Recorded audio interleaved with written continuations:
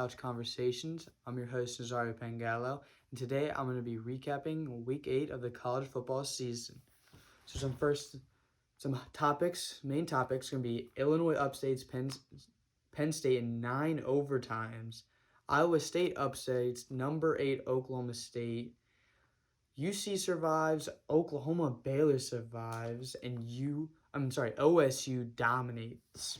So getting into the first game, Illinois Penn State. This was a 12 o'clock game, went to 9 overtimes, and from the 3rd to 7th overtime, they changed the rules this year, so they just do 2-point conversions after the second overtime. In the 3rd through 7th overtimes, no team completed the 2-point conversion. In the 8th overtime, both teams completed the 2-point conversion. In the ninth overtime, Penn State failed, and the Illinois quarterback rolled out to the right and found his tight end in the back of the end zone, and Illinois pulled off the upset. What was I say? Illinois had 395 total yards, and Penn State only had 227. But Illinois did turn the ball over 3 times, which really helped the Penn State to stay in the ball game. This is Penn State's second straight loss after starting out 5-0. This is a little rough as now in the Big Ten East, they are 2 games behind Michigan, Michigan State, and Ohio State. Moving on to the Iowa State upset. Brock Purdy was 27 for 37, 307 yards, and 2 touchdowns. Definitely his best game of the season. He had not played as well as people expected, but he really came out against this Oklahoma State defense that was supposed to be really good. They did do really well, but not enough. Now, with under 2 minutes left, the Cowboys were driving down 24-21, and with 1:09 left, they were stopped on 4th down. It was 4th and 2, and Spencer Sanders throws a screen route, and it looked like the wide receiver might have got to the line. He was tackled. Then the offensive lineman comes, drags him. It looks like he lands on top of him, and the ball looked like it might have been to the 40-yard line, which was what they needed for the first down. But the call on the field was that he was short of the first down, and therefore there was not enough video evidence for them to overturn it. And Iowa State gets their first win over a top 10 opponent since 2018. Great win for Iowa State. Now, Oklahoma and UC both played at 12 o'clock and did not look good. They did not look like the number 2 and number 3 team in the nation. Number 4 Alabama also did not look as good. In the Oklahoma game, and at halftime, it was 10-0 Kansas. Kansas is 1-5. Kansas is not good at football, and they were shutting down Caleb Williams in that Oklahoma offense. Now, they would go on to score 35 points in the second half. Some stats for that game: Caleb Williams 15 for 20, 178 yards, 2 touchdowns. But he did have a pick, but clutch play. 4th and 2. You will never see this play probably ever again. He hands the ball off. Okay, there's about 3.5 minutes left in the game. They're up by 5, and they're on their own 40-yard line, I believe. And he hands it off. Kennedy Brooks running, gets stopped. Might have been forward progress, but definitely short of the first down. And Caleb Williams comes over, rips the ball out of his hands. I've never seen this before. Took the ball from his running back and ran for the first down. It was unbelievable. I've never seen anything like it. What a play. And they clutched up. They found a way to stay undefeated. It's okay. They've had a lot of close games.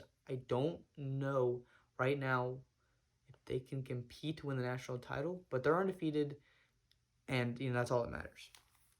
Moving on to the UC game, they beat Navy, who is also 1-5 going to this game, 27-20.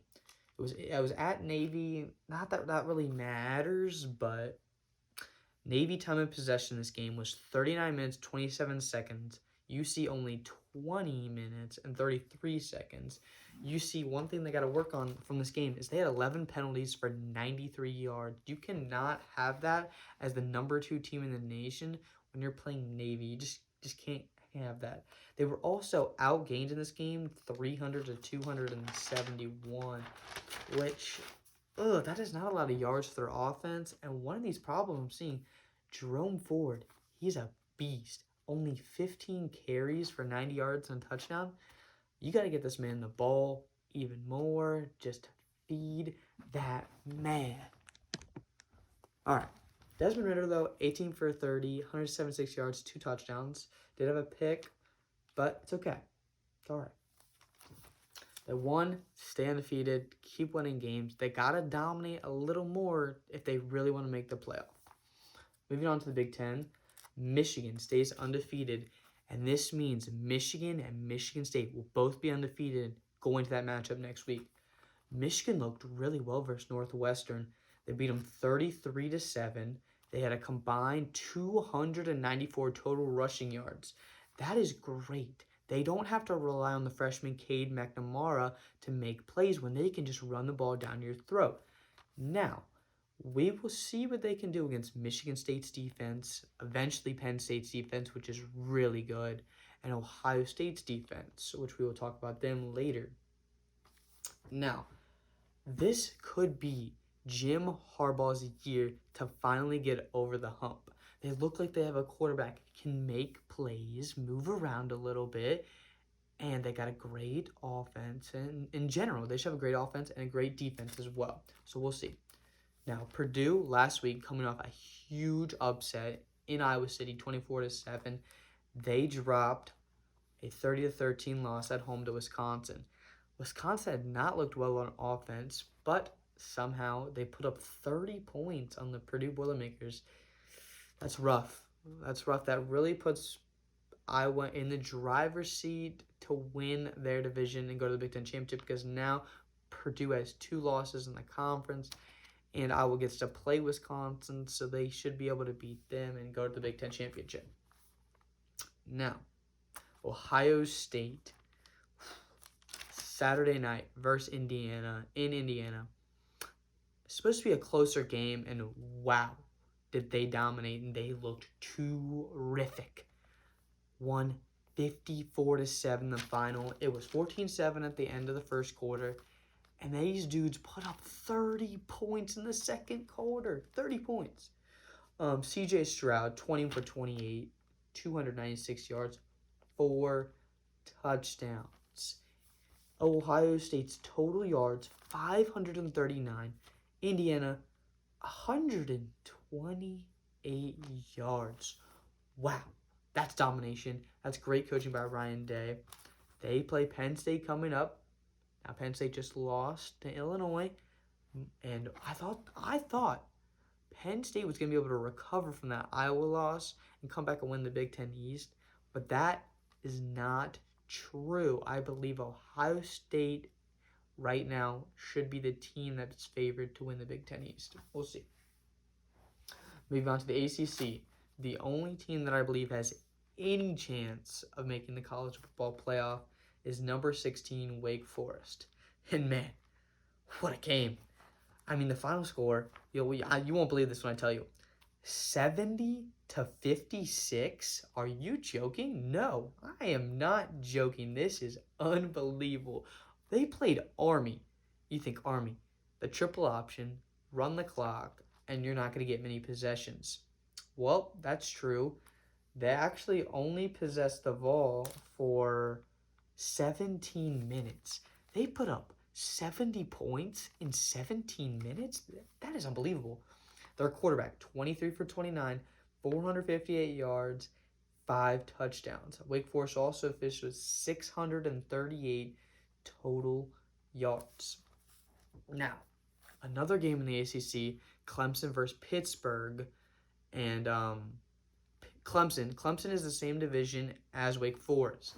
Clemson now has 2 conference losses. So Wake Forest, undefeated, even if they would lose to Clemson, they win all their other games, they'll be fine to make the ACC championship. But if they want to make this college football playoff or even have a shot at it, they got to go undefeated, which means they got to beat NC State and Clemson and this Pittsburgh team that's looking good. Kenny Pickett put up 27 versus Clemson, over 300 passing yards, I believe 3 touchdowns. Now, we saw what the Clemson defense can do. They are elite. They shut down Georgia. Like, if they had any offense, they would have beaten Georgia, okay? But Pittsburgh and Wake Forest, watch out. Now, I don't know about these other top 10 teams. I mean, all the Big Ten teams got to play each other. UC and Oklahoma did not look good today. And also, the Crimson Tide were close with Tennessee for about 3/4 in a minute. And I'm going to go into that game now. So, going into the fourth quarter, it was, 31-24. Alabama was leading. Then they put up 21 straight and wound up being 52-34, or 52-24. Now, that looks like Bama won by a lot, obviously, but this is close. 31-24 with 14:30 left to Tennessee. That does not happen a lot, but, you got to look at the positive for Alabama. Bryce Young, 31 for 43, 371 yards, 2 touchdowns. And Brian Robinson, 26 carries, 107 yards, and 3 touchdowns. So I'll be a little weary on Alabama. I thought that they were going to come back, look better than ever, and just cruise. This does not look like what I was hoping for. We'll see. We'll see what happens.